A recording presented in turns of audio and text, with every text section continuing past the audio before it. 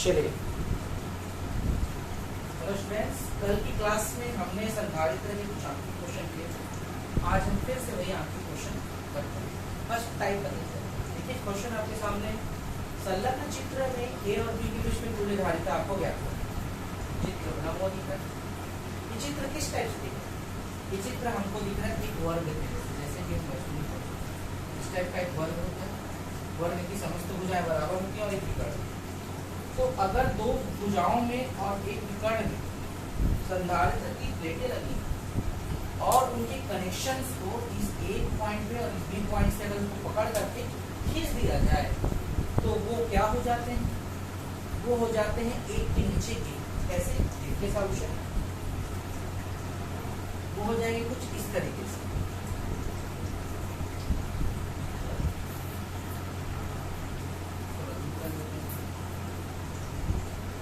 नाम लिखने में भी दिक्कत ना हो।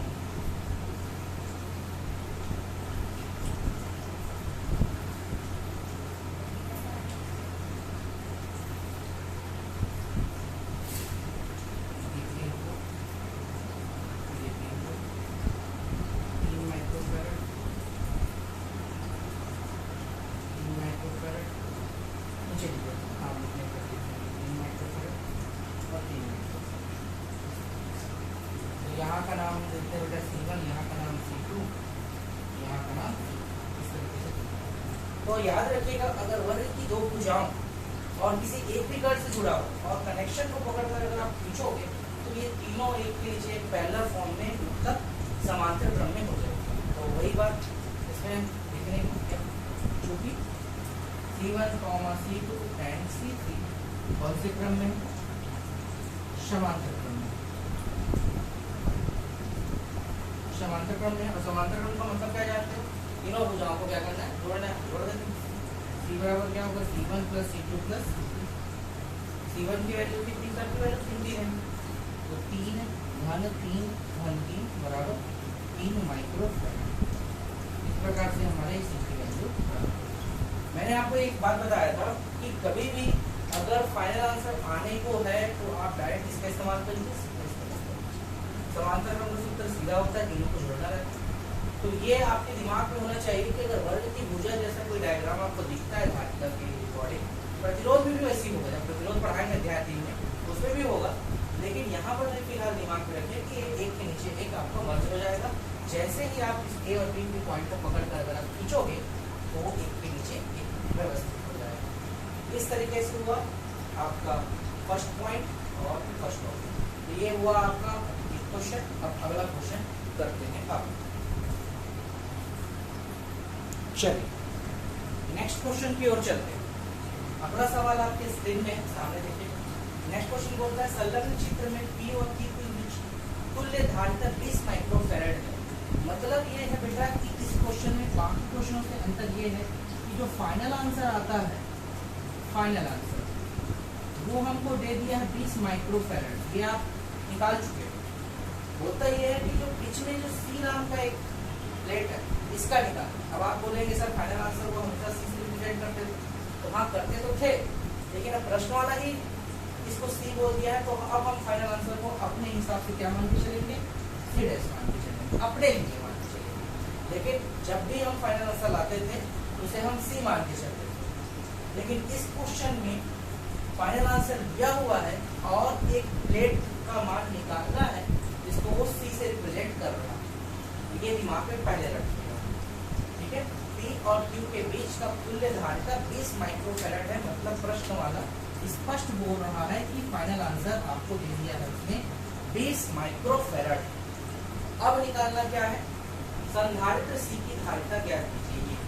तो प्रश्न में ही अगर उसने C बोल दिया है तो फाइनल आंसर को हमको C डैश से रिप्रेजेंट करना होगा। आप C डैश की अपेक्षा कोई दूसरा भी रिप्रेजेंट कर सकते हैं, लेकिन मेरी सलाह है आप C डैश का इस्तेमाल कर सकते हैं या C डबल डैश का भी इस्तेमाल कर सकते हो, आपकी ऊपर है।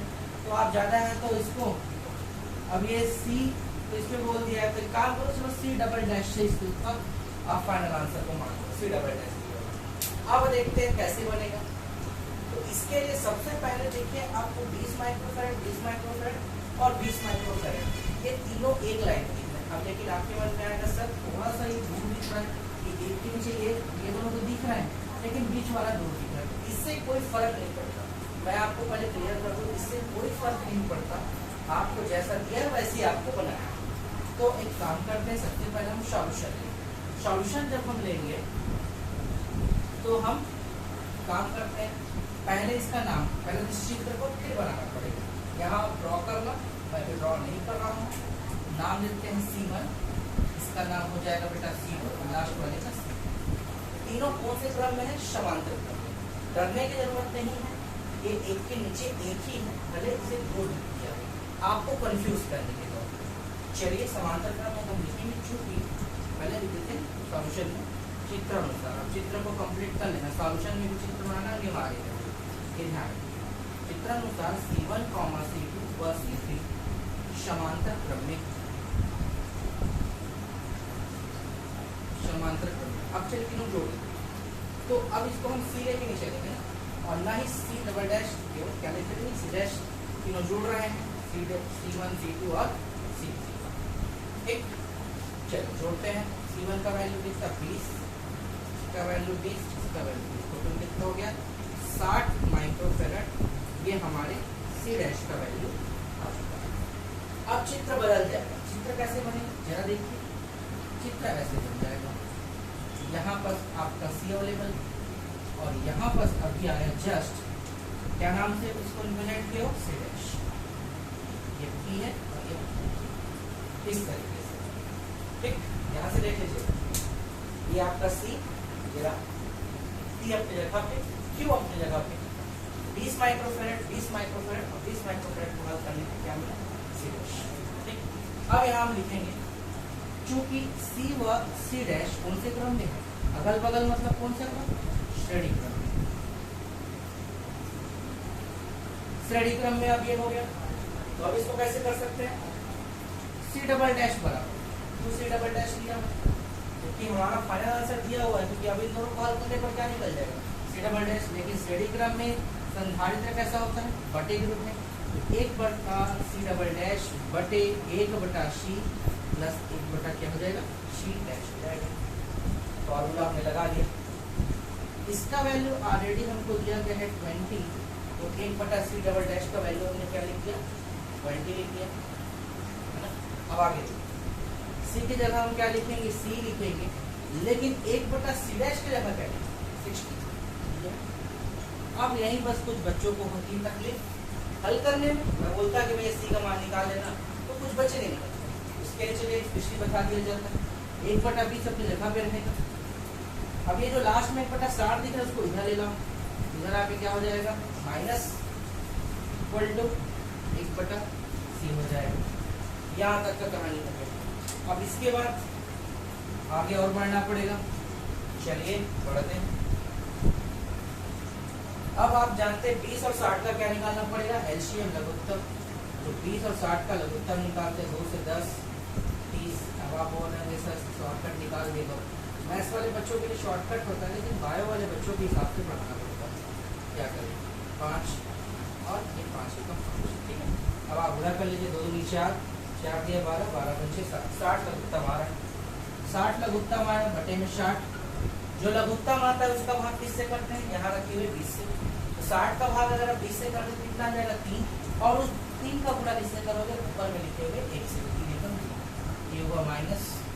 अब इस 60 का भाग किससे होगा, लघुत्तम आया हुआ 60 से, मतलब लघुत्तम आया हुआ 60 का भाग नीचे लिखे हुए 60 से होगा, 60 60 कट जाएगा, बचेगा 1, और 1 का गुणा 1 के साथ होगा तो 3 आ जाएगा, और 1 बटा क्या हो जाएगा, C का मान निकालना है। तो यहाँ पर हो जाएगा 3 से 1 गया तो 2 बटा 4 बराबर 1 बटा C, 2 एकम 2 तीसम 60, कितना है 1 बटा 30। 1 बटा 30 किसका मान है, C का। तो लास्ट में हम जानते हैं, पलटाना नहीं भूलना, C बराबर आ जाएगा 30 माइक्रोफैरड, क्योंकि पूरे प्रश्न माइक्रोफैरड में है, इसलिए हमारा ये भी वैल्यू इसमें आएगा, माइक्रोफैरड आएगा। इस तरीके से ये क्वेश्चन हुआ कंप्लीट। बहुत ही जबरदस्त क्वेश्चन है, नीट या अदर जो एग्जाम्स होते हैं उनमें भी ये सवाल पूछे जाते हैं, क्योंकि ये हटकर क्वेश्चन होता है। एनसीईआरटी का क्वेश्चन है, ध्यान रखिएगा, ठीक है। सीजी बोर्ड के हिसाब से एनसीईआरटी जो जुड़ा हुआ है उसमें इन सब क्वेश्चनों का संलग्न अभी किया गया है, ध्यान रखेंगे।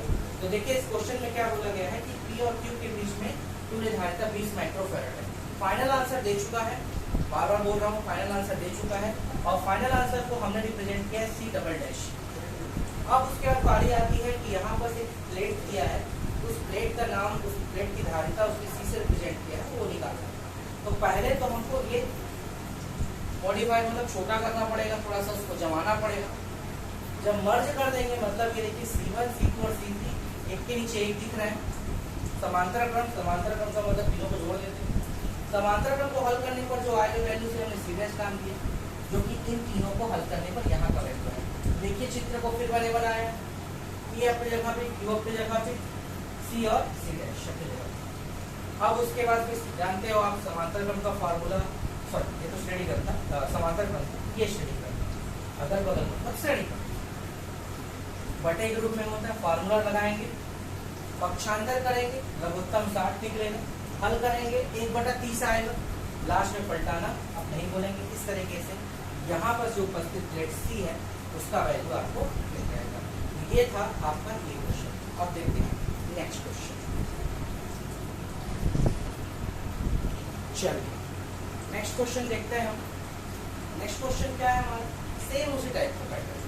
मैं एक और क्वेश्चन ले रहा हूँ ताकि आपका प्रैक्टिस हो जाए और कोई प्रॉब्लम और भी ना रहे। संलग्न चित्र में A और B के बीच तुल्य धारिता 15 माइक्रोफैराड। मैं क्वेश्चन टफ वाला क्वेश्चन इसके पहले करा था, इजी क्वेश्चन अब करा ताकि जिसको समझ में आएगा वो वीडियो पॉज करके खुद से बना सके। चलिए खैर मैं बताता हूँ। तो A और B के बीच में धारिता कितनी है, 15 माइक्रोफैराड। मतलब फाइनल आंसर दे चुका है, फाइनल आंसर दे चुका है। उसको हम क्या बोलते हैं, अपने दिमाग में क्या रखते हैं, C डबल डैश बोलते हैं। वो दे दिया, किनारे रख दिया उसको अपने जानने के लिए। तो चलिए हल करते हैं। तो हल करने पे फिर से सॉल्यूशन स्टार्ट हो। सॉल्यूशन आप जानते हैं, फिर से चित्र को बनाना रहेगा आपको, चित्र को पुनः फिर बनाना रहेगा, ध्यान रखिए। अब नाम दे देते हैं, इसका नाम कौन आ जाएगा C1, इसका नाम हो जाएगा C। तो पहले किसको हल करना पड़ेगा, अब तो समझ में आ गया होगा, पहले किसको हल करना पड़ेगा, C1 और C2 को। और कौन से क्रम में लिख रहा है, समांतर एक के नीचे। तो हम लिखेंगे पहले तो चित्रानुसार लिखना पड़ेगा, चित्रानुसार C1 व C2 समांतर क्रम में है, समांतर क्रम में है। तो चलिए है तो है, तीनों को क्या करना है, दोनों को तोड़ना है। तो सीधे बोल देते हैं C1 प्लस जोड़ देते हैं, तो कितना आ जाएगा, 10 और 10 20 आ जाएगा। ये हो गया आपका 20 माइक्रोफैराड हो चुका है। ये आ गया बेटा आपका C डैश की वैल्यू कितनी आई, 20 माइक्रोफैराड आ गई। अब आगे बढ़ते हैं, चित्र फिर से बनेगा। चित्र में कुछ ऐसे आ जाएंगे एकदम सा, जैसे अभी आया था वैसे पीछे से A B का नाम C डैश, इसका नाम C।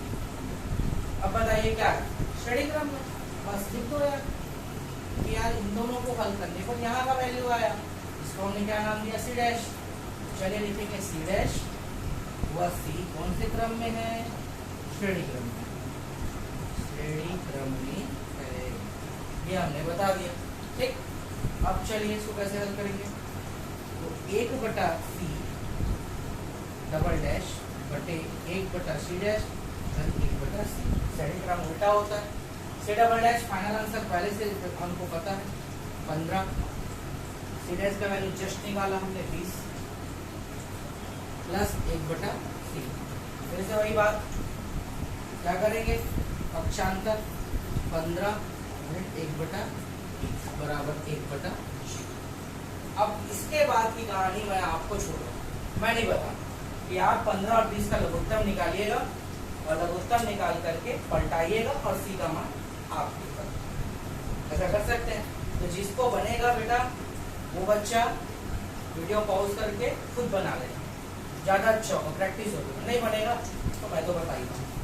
चलिए देखिए लघुत्तम 15 और 20 का, 2 का 15 ये 10, फिर 2 का 15 ये 5, फिर 3 का जाएगा 5 बार में, 5 बार में 5। इस प्रकार से हो गया, 2 दूनी 4, 4 दिए 12, 12 पंचे 60। ठीक है, 2 दूनी 4, 4 दिए 12, 12 पंचे 60। अर्थ का क्या आ रहा है, एलसीएम आ रहा है। चलिए लघुत्तम आ गया 60। अब इस 60 का भाग किसमें होगा, 15 में। तो तो कितना आएगा 4, 60 का भाग 15 में करें कितना आएगा 4, और 4 का भाग पूरा किससे करोगे 1 से करोगे कितना आ जाएगा 4 एकम 4, 60 का भाग किससे 20 से, तो 3 आएगा, 3 का पूरा 1 से करोगे 3 एकम 3, 1/c हल करो कितना आ जाएगा 1/60 बराबर 1/c। अब क्या कर देंगे लास्ट में पलटाने का काम, इस प्रकार c बराबर कितना आ जाएगा 60 माइक्रो फैराड। ये हमारा क्या आंसर है। ठीक, ये हुआ क्वेश्चन, सेम क्वेश्चन है, दोबारा मैं कर बताने के बाद